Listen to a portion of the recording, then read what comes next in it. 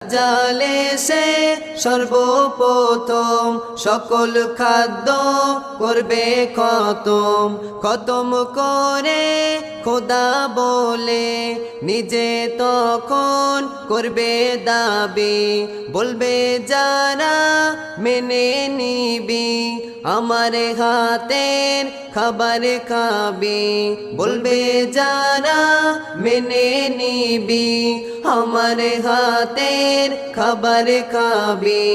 দুর্বল ইমানদার বাঁচার লোভে, দুর্বল ইমানদার বাঁচার লোভে খোদা বলে কাফের হবে।